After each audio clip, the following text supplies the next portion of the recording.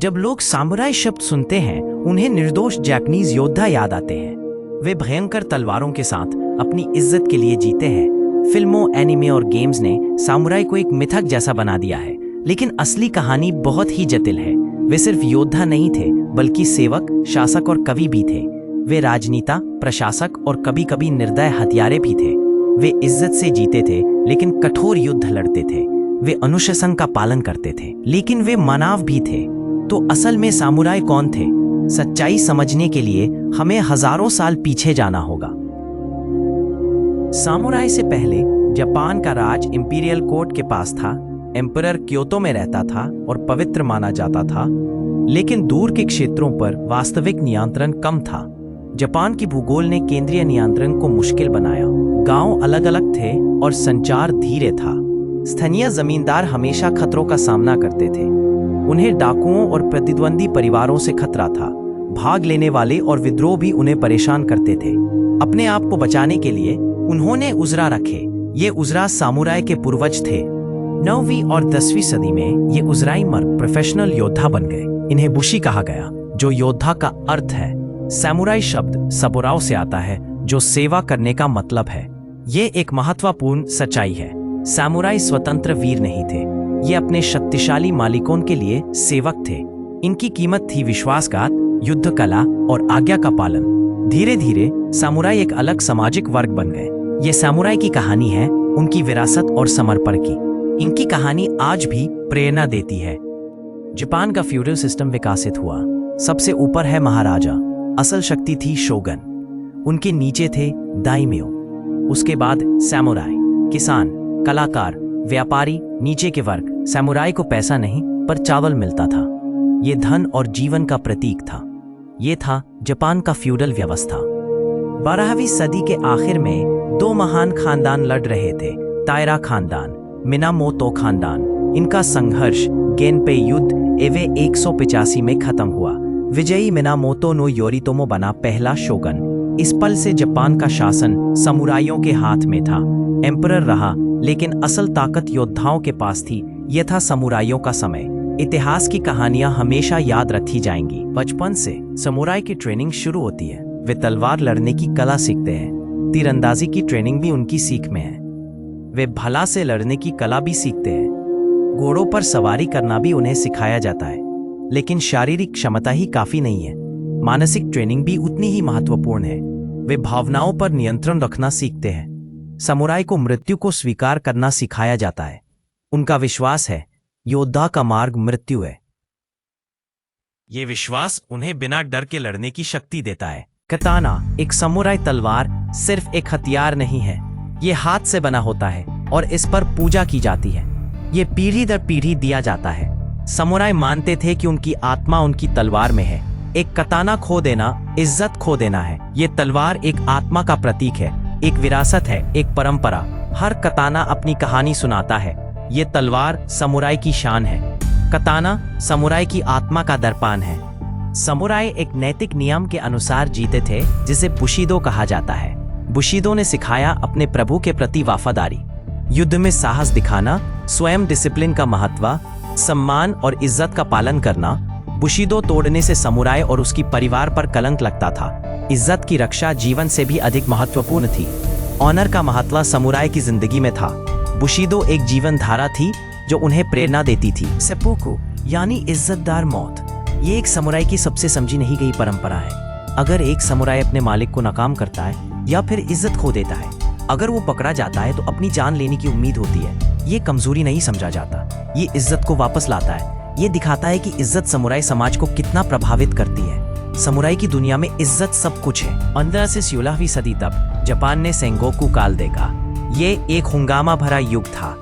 लगातार युद्ध चलते रहे। धोखे और विश्वासघात आम थे। शक्ति संघर्ष में थी, सम्मान था, पर जीवन और विजय पहले आते थे। ये काल समुराई युद्ध की कठोर सच्चाई दिखाता है। जीवन के लिए संघर्ष करना पड़ता था।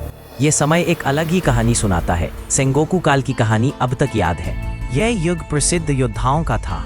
ओदा नोबुनागा एक निर्दय और निर्भीक योद्धा। उसने पहले हथियारों का इस्तेमाल किया। उसने पुरानी परंपराओं को नष्ट किया। तोयोतोमी हिदेयोशी एक किसान के रूप में जन्मा। उसने शक्ति में वृद्धि की। उसने जापान का अधिकांश एकत्रित किया। तोकुगावा इएसु धैर्यशाली और रणनीतिक, उसने सेकिगाहारा की लड़ाई जीती।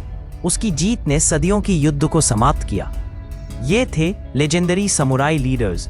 तोकुगावा इएयासु ने तोकुगावा शोगुनात की स्थापना की। जापान ने 250 सालों की शांति में प्रवेश किया, लेकिन शांति ने एक समस्या खड़ी की। समुराई योद्धा थे, लेकिन कोई युद्ध नहीं थे। शांति के दौरान उनका जीवन बदल गया। उन्हें अब अपने कौशलों का उपयोग करने का मौका नहीं मिला, लेकिन समुराई ने नई कलाओं को अपनाया। उन्होंने कला और कविता में अपना योगदान दिया। यह समय उनके लिए एक नया अवसर बना। शांति ने उन्हें एक नई दिशा दी। शांति के समय में समुराई शासक बन गए। कई प्रशासक के रूप में काम करते थे। कुछ शिक्षक और विद्यार्थी बन गए। बुशिदो धीरे धीरे एक नैतिक दर्शन में बदल गया। यह एक युद्ध के नियम से बदल गया। आयरॉनिक रूप से समुराई की छवि मजबूत हुई। युद्ध के बजाय शांति में उनकी महानता दिखाई दी। उनका समर्पण और सम्मान और भी गहरा हुआ। समुराई की छवि शांति के समय में और भी चमक गई। यह समय उनके लिए एक नया अध्याय था।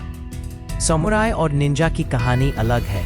निंजा असल में स्पाइस और स्काउट्स थे। ये समुराई लॉर्ड के लिए काम करते थे। निंजा सीधा लड़ाई से बचने की कोशिश करते थे। ये राइवलरी अक्सर एक मॉडर्न मिथ है। समुराई की तस्वीर ज्यादा मशहूर है। निंजा की ट्रेनिंग छुप कर करते थे। दोनों एक दूसरे के साथ नहीं लड़ते थे। ये दोनों अलग अलग रोल्स में काम करते थे। आजकल इनका इमेज बदल गया है। समुराई औरतें, जिनको ओन्ना बुगेशा कहा जाता है, लड़ने के लिए प्रशिक्षित होती थी। वे अपने घरों की रक्षा करती थी। वे अपने परिवारों की सुरक्षा करती थी। कभी कभी वे युद्ध में भी लड़ती थी। प्रसिद्ध औरतें जैसे तोमोए गोज़ेन लोकप्रिय बन गई। उनका वीरता कहानियों में जीवित है। ओन्ना बुगेशा ने समुराई की विरासत को संभाला। वे तलवार से लड़ने की कला में निपुण थी। ये औरतें सिर्फ युद्ध में नहीं पर शांति में भी प्रभावित थी। समुराई औरतें एक अनोखी कहानी है। सभी समुराई इज्जतदार नहीं थे। कुछ लोगों ने किसानों को दबाया। कुछ समुराई ने अपने मालिकों को धोखा दिया। उन्होंने व्यक्तिगत लाभ के लिए हिंसा का इस्तेमाल किया। समुराई भी इंसान थे, लालच, खामियां और जटिलता से भरे। ये कहानी है समुराई की, जो सिर्फ वीर नहीं थे। कुछ समुराई ने अपनी ताकत का दुरुपयोग किया। उनकी कहानियां हमें याद दिलाती हैं। यह है समुराई का अंधेरा पहलू। 19वीं सदी के मध्य जापान ने एक नया खतरा देखा। पश्चिमी शक्तियां प्रभावित हो रही थी। नए आधुनिक हथियार सामने आए। औद्योगिक सेनाओं का विकास हुआ। 1868 में मेजी रेस्टोरेशन ने समुराई शासन को खत्म किया। फ्यूडल प्रणाली को खत्म किया गया। समुराई ने अपनी स्थिति खो दी। उनकी तलवारों को संभालने का समय खत्म हुआ। उनकी सुविधाएं छीन ली गई। समुराई का युग खत्म हुआ। यह एक नए युग की शुरुआत थी। कुछ समुराई बदलाव का विरोध करते थे। सबसे प्रसिद्ध विद्रोह सत्सुमा विद्रोह था। पारंपरिक तलवारों का सामना आधुनिक बंदूकों से हुआ। समुराई की हार हुई। यह युद्ध योद्धा वर्ग के अंत का प्रतीक था। समुराई की परंपरा और शिक्षा का महत्व था, लेकिन समय के साथ सब कुछ बदल गया। यह समुराई की आत्मा का प्रदर्शन था। आज भी उनकी विरासत जिंदा है।